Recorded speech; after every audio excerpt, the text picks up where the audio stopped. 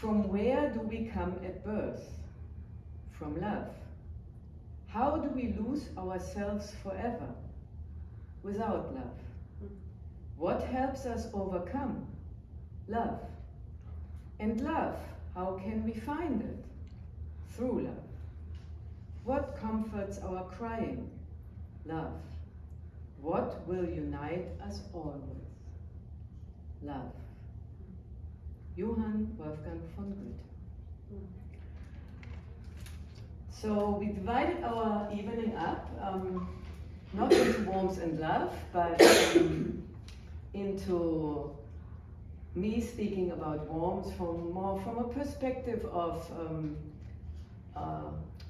an educator and also with a medical background, and Jane is coming from the point of an educator and also a community facilitator, and somebody who's deeply concerned about us connecting with each other. And you will see we will bring a different point of view to the same topic, and we will make it brief so we also have time to speak with each other about our own experience. And starting on that, we received a piece of paper, and if we would have 2.5 hours in this evening, we would have you all speak what we now ask you please to write down, so we get a little bit of an overview that will start us off with our conversation. So when you think of warmth and love, what comes spontaneously to you? And think of something where you really put details of a lot of sensory experiences in, right? So what is your sense in this moment? What comes through your sense of smell, of taste, of touch? What is that? Just but spontaneous. What comes to you? Because that's the interesting thing for all of us later to see what the first thing is that comes to mind. And while you are doing that, it's a little, for me it was first a little hard to see how warmth and love, how could I put that both together into one evening. But then I found a very nice idea in a book where it says, there is no greater warmth than love.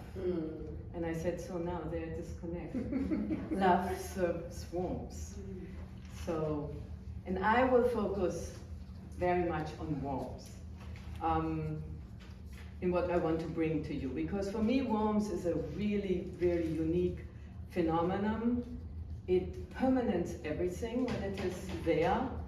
It is actually the reason that this earth exists, and when warmth disappears, there's coldness that's left over, and if not, everything dies, everything slows down when there's coldness. So warmth keeps us moving and keeps us alive. There is physical warmth, there is physiological warmth, there's psychological warmth, there is social warmth. For us, in order to perceive warmth, we need a sense organ. So when we talk about the senses, in general, we don't talk about the sense of warmth. That's not one of our 5 regular senses. But there needs to be a sense organ in order to sense something. There also needs to be something that I would call warmth organism, and in medicine we speak about it, and I want you to consider thinking of that. Because when we think of the human being, we think of it as a solid body. But we are not only a solid body, actually the majority of us is actually fluid, and then we also have air in us, we breathe in and out, and then we have warmth in us. So in order to have warmth, we need an organism which is a set of mechanisms in us that maintains this warmth within a certain range. And I want you to think of this warmth organism as something that you can actually not see, but it flows through your entire body. And the very fascinating thing about this warmth body is that it's actually the seat of our most creative individuality. Because when we get, for example, excited about something, or we become creative and enthusiastic, we become most ourselves, our unique self. And we will not regurgitate what we have studied for a multiple choice test, but all of a sudden we will reveal each other to each other. And that's a very beautiful way of thinking about this warmth organism, because it's something where we meet each other. And we also refer to it, we say there's a warm gaze, right? Or there is a warmth in a relationship, there's a warm hug. And these aspects have to be developed. The very fascinating thing about this warmth organism is that it is really developing over a long, long period of time. So when we are born, it is not fully developed, and only around the age of 10 will it be more sufficient to sustain ourselves in maintaining the warmth we have. So we as human beings, we maintain our warmth within a range of outside temperatures from around, I would say, 40 to, we can go up to 110 degrees Fahrenheit. Outside, we can maintain our inner body temperature. We have mechanisms to do that. If the temperature gets too cold, obviously we need some kind of sustained outside forces, and when it gets too hot, we can no longer maintain our inner core temperature of 98 degrees. The warmth organism also undergoes daily changes. So your temperature is not the same at 12 midday and at 12 midnight. In fact, it is the lowest around 3 o'clock at night, and it has a little peak at 12 noon, then it climbs a little further, and it has the highest around 6 o'clock p.m. And then it goes down again, reaches the lowest at 3, and your warmth organism does that every day. How does the warmth organism do that? It regulates your capillaries and your veins, and they dilate at night. So at night, your warmth temperature goes down a little bit, but the warmth is more evenly distributed in your whole body.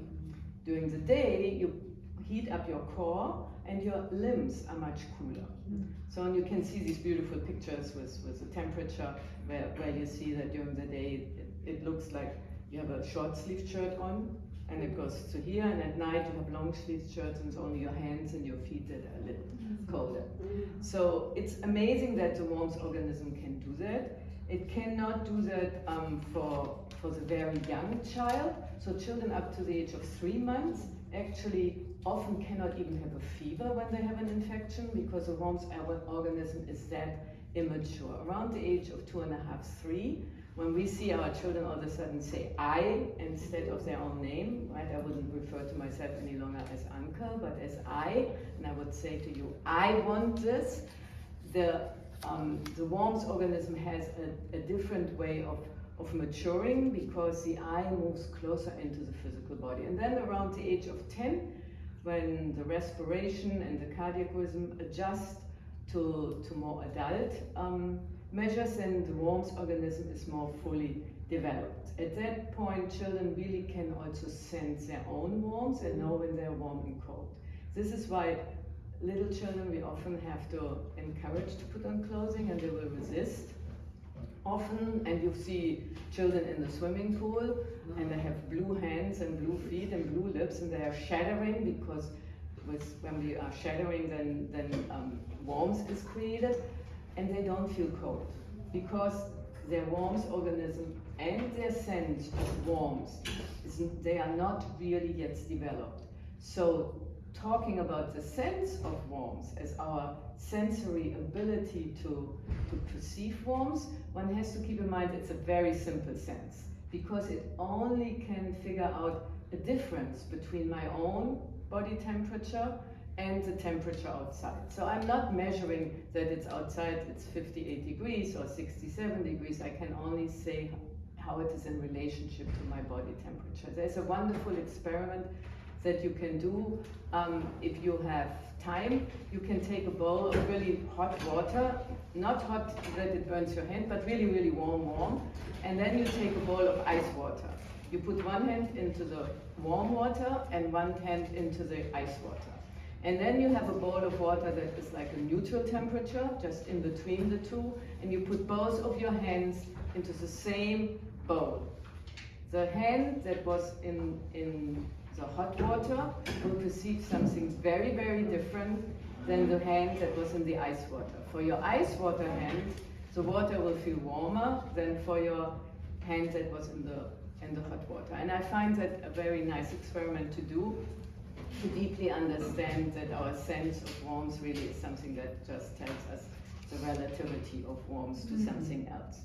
So if we keep that in mind, that we have this sense of warmth and we have a warmth organism, and our children have the sense and the warmth organism not yet fully matured, we actually can focus on what we need to do for our children. We want to create warmth. We want to create physical warmth for them, and that means to dress them. And there I also want to make clear that we have to also look at the individual child, because you can have children who are always running cold and children who are always running hot. So you cannot put both in the merino wool all year long, because one of them will suffocate and the other one will request a second layer of, made of cashmere even, so to be even warmer. So we have to look at the child, and I think as parents, a nice indicator to see where your child is with their warmth is to feel their hands. When you feel their hands, and if they are nice and warm, your child is at a nice body temperature. When they are cold, you know what to do. When they are hot and sweaty, obviously you take off a layer. So it's something where we have to be also flexible and see how each child is. So clothing is one aspect, and we could have a whole evening on that. I'm a great proponent of natural fibers. I love those, and I think there's a lot to say about their value. I'm also very inclined with colors that we naturally dye, because I think through colors we also bring warmth to something. But we cannot go into detail here. We also could talk about food and nutrition, which is very important, because that's the life level of warmth, where clothing is more the physical level of warmth. And then in the environment can be warm and cold. When we sit in this room, it feels very warm in the room, because it's the colors of the room, the materials of the room all radiate warmth. We have our beeswax globes that should shine brightly if we turn off the light a little bit more, and which we will make later. So the environment contributes to warmth also. And then there is this aspect of relationship, where we can create warmth, or will create warmth with relationships. And I want to pass the baton over to Miss Jane for this, because she's going to focus on that aspect. But before I'm doing that, I want to read a little quote from a book that I love. We have that book, and Miss Jane made a resource list, a book on warmth, which is on the resource list. But then there's a book called Love is a Source of Education, about the life of Helmut von Kügelen, an amazing, warm person.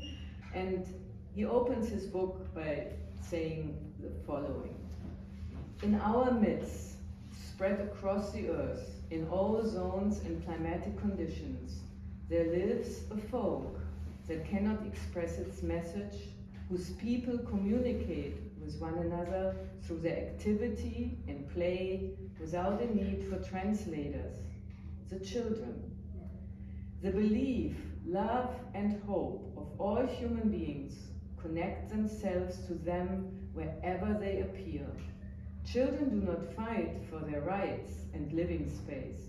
They appear again and again with ever-renewing trust, with an immense hunger for love, and they assume that we adults are wise and good, and that we possess what we need to learn from the children.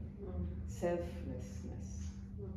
When I read that, it struck my heart, so I felt very warm, and I also felt very enthusiastic, because I felt that I wanted to be there for these folks. And I shared it with Miss Jane, and I think she had some similar feelings. And I now pass it over to you to turn us away from the organism and the senses to the relationships. not so much away as it is coming in, and to those relationships between people. How do we express our deep feelings of connection and caring, child to child, adult to child, child to adult, and between the adults, in our community. It's not just in Waldorf circles either, that it's recognized that for early childhood in particular, children cannot learn or learn very ineffectively without good relationships, without warmth and caring, without the time being taken to spend real time in connection with the child. To give them facts, to give them experiences is not enough. They need relationship. And in the resources that were sent, or that you can find on our website, I liked this article by Megan Wilson, who's a parent and a Waldorf coach and writer, who identifies the areas where we can build emotional warmth in our relationships and in our homes. And so she sort of, I'll just read through the list here, and as I read, you can form images in your head about how that exists here or in your homes. And the first one is through physical touch, hugs, sitting in laps or being carried, those very immediate, and very tangible expressions for a young child of love. Watching others working in community, helping and supporting each other, and that might mean welcoming a new student to a class who's having a difficult time because everything's new to them. How do we meet them? How do we, as a community, show warmth and show welcome? Watching or imitating from a child how everyone is connecting with a sense of gratitude or a sense of something bigger than us. So you'll see that through blessings, through verse, through just taking in the world. Throughout festival work, celebrating meaningful occasions or holidays together, through using words that show affirmation, gratitude, love, and then holding loving boundaries with children to support their healthy development. So I'd hope if you close your eyes for just a second, and you on Zoom can do it also, is like to hold some of those images for a moment. Where is the warmth? Where is the love in your home, and how does it blossom? How do you see that? How do you feel it? Just hold it for a few minutes or a few seconds. Let's keep it short.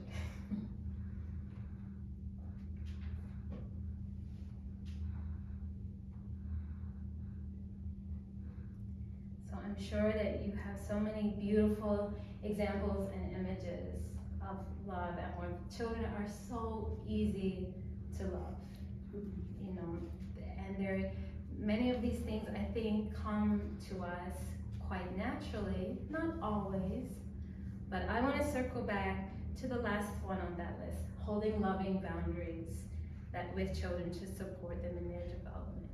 Now, I imagine when you're seeing all those beautiful images, it's probably not the first thing that popped into your mind.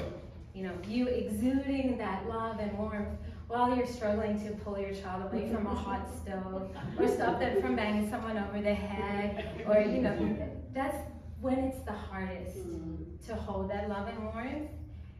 But I wanted to go there in this brave space to talk about how holding those boundaries is an act of love from community and from parents. Because to love a child is to realize that for them to feel safe in the world and to be a little safe, they do need us to hold limits for them. You can call it rules, you can call it expectations, you can call it boundaries, but they do need that, and they need it with love.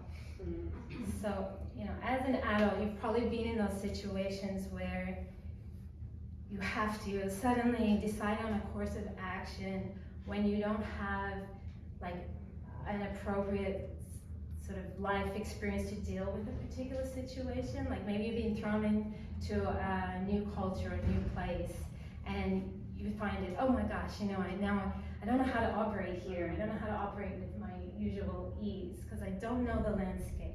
Or you've been asked to do something at work that you're not trained in, and so you have to like figure it out. So when we allow a child to go out in the world to act and to act out without holding for them the boundaries, it's like putting them in a situation of stress actually, because then they're the ones who are like, oh, this is foreign to me, and I think I can do this, or they're trying to navigate that, but they need a foundation. They need, some walls, or some map, you could say, like a map of how to negotiate, how to orientate myself in these new situations. So the way for our children in the world, we know they have to learn how to coexist and to connect and cooperate with others. We want them to be able to enter and ultimately participate in building community, right? So if we put them in situations of stress where they don't know how to operate, ultimately we might be putting them at odds with those around them in a family, in their society, in their community. But holding boundaries, it's not a simple task. It's not a simple task for a group of people, for educators. It's not a simple task in the home either. We need to be strong in what we decide are the walls we want to hold, and reflective on what's appropriate to a child at a certain stage of their development, and also what boundaries really serve an individual's growth now and into the future.